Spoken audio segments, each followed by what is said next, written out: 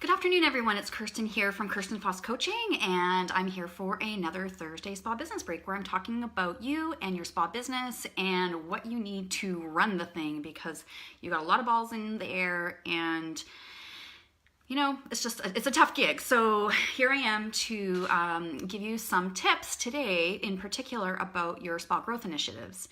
Now we're coming into fall season, so we only have like a week or so left technically of summer vacation for most people.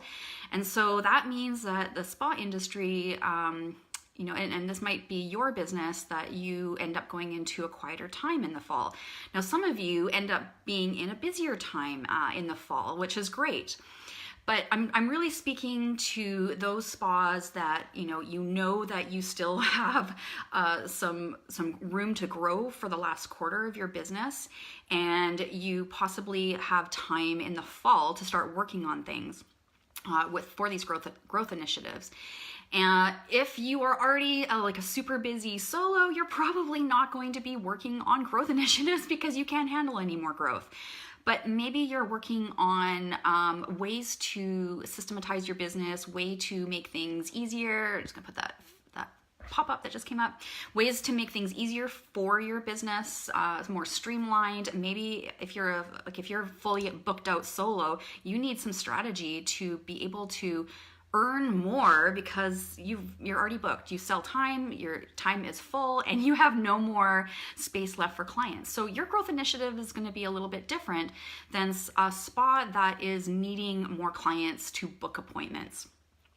Okay, so the summer's been busy for most people, as far as personally, because that's, we've got things that we like to do, vacations we like to take. And if you are a spa that's been like chock-a-block busy all summer long, now's the time where we kind of do a little debrief, when we hit the September, to see what is coming up next for September, October, November, December.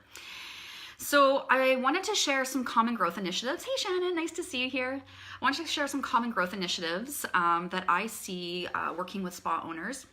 Now, if you're a spa who is needing more bookings, more clients in your business, then your growth initiative is likely going to be visibility. And that visibility is your marketing. So that is your social media visibility, that is your email marketing, that is your website, that is your in-spa conversations that you're having.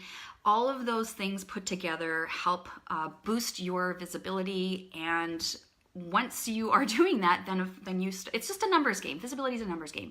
Once you get out there with your visibility, you want to reach as many consumers as possible, because only a small percentage of those are going to raise their hand and say yes and want to book an appointment with you. So if you are needing clients, visibility and marketing is your number one growth initiative. Some other initiatives that I see happening are repositioning. So maybe you have been in business for a few years and you realize you want to slightly reposition the services that you are offering. Maybe you know that there just needs to be maybe some repositioning of your treatment menu, just because maybe it doesn't read as smooth, or isn't grabbing attention as easily, or isn't directing people as easily to your booking link. So when we're looking at repositioning things like a treatment menu, sometimes it's a matter of seeing where things need to be moved around on your website or on your menu.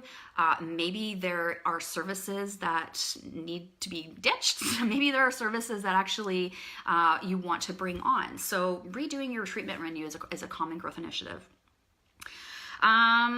Let's see what else here. Monthly promotions, sitting down and figuring out what your monthly promotions are for the next 4 months. That takes a lot of work. It's not a matter of like, oh, I'm going to promote this facial in September. I'm going to promote retail in October. I'm going to do an event in November. And then, December's busy. So we're just going to roll on that. It's one thing to have your ideas, but the hard part is for most spa owners is putting together the plan, putting together the strategy, and then implementing it. That's where it usually falls apart. So if you're deciding that, okay, I'm going to get on my monthly promotions, then make sure you're blocking off a chunk of time to really dig in and go deep with those promotions so that you can get to the details of them. Maybe you are planning a fall or Christmas event. Again, you need time to sort out why you're doing this, what you want to be offering, what's the goal, business goal for you, and then all the details of the event. You know, it's a big project. You know, it's not as easy as like, oh yeah, we're gonna do an event. There's a lot of details in there in order to pull it off really well. Another growth initiative I see that a lot of spas are starting to work on right now, which makes me super happy, is working on their systems, their staff processes. So creating a staff handbook, or maybe you have a staff handbook and it needs some fine tuning to it.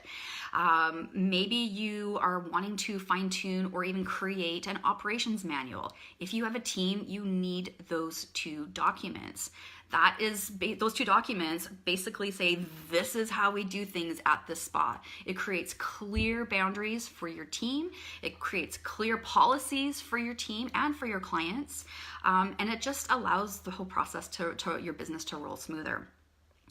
Other things, if you have staff that some of my clients are working on, are training programs for their teams, recruiting and onboarding systems for teams, and then definitely getting into like team meetings, like really starting to get better at their team meetings, so that it's not you just talking at people, so that you have some collaboration with your team.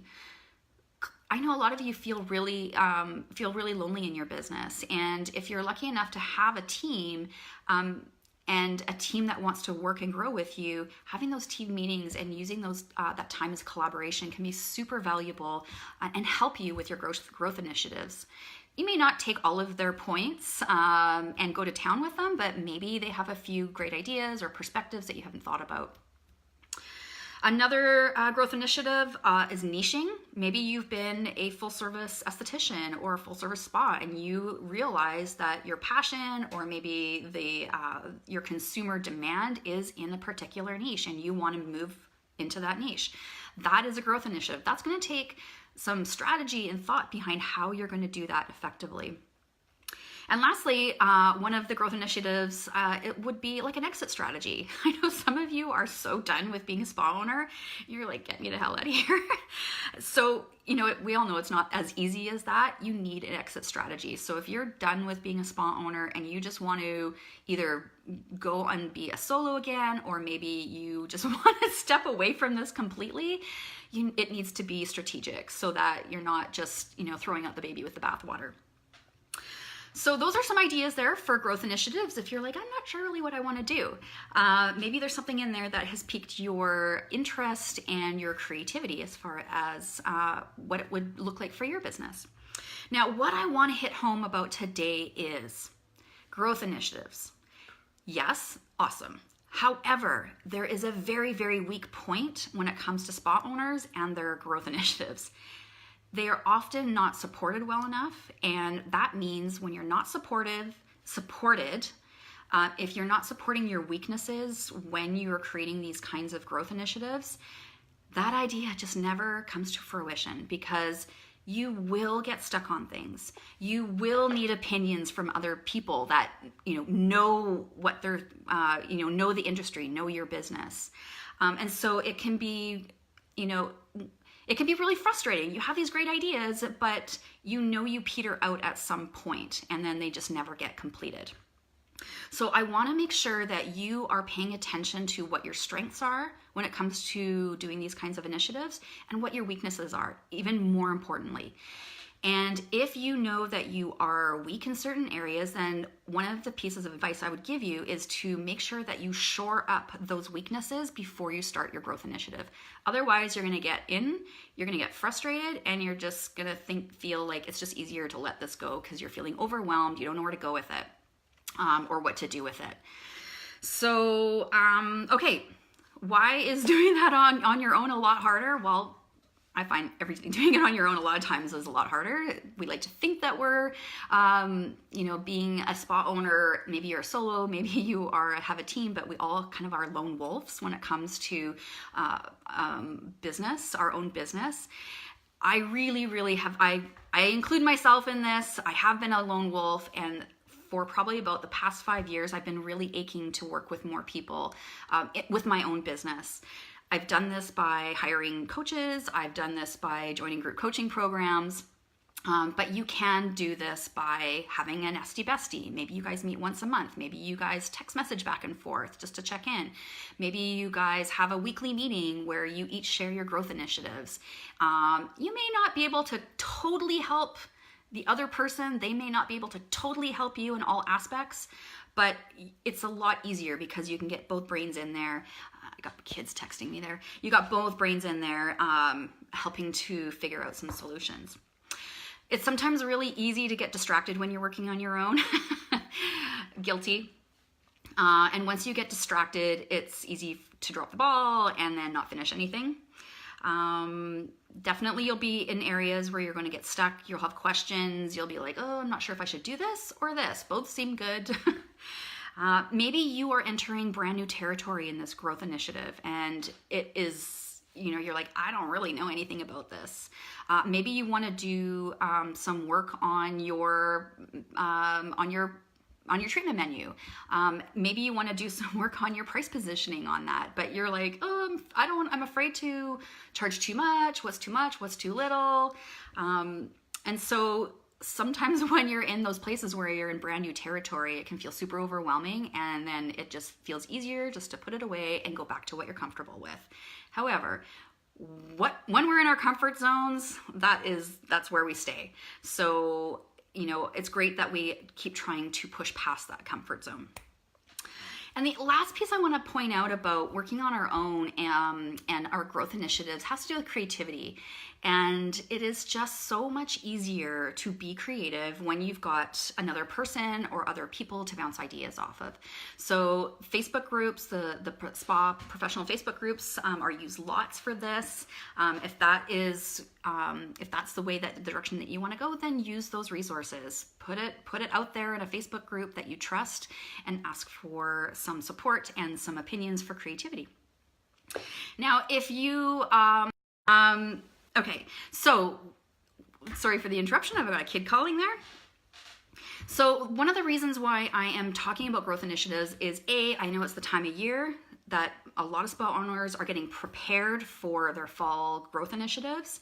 And every fall for I think this is 3rd year, maybe even 4th year. Every fall I start up with my spa business labs again, the Profit Labs, and it's a group coaching program, and it's a very small group coaching program. There's 6 spa owners in each little cohort.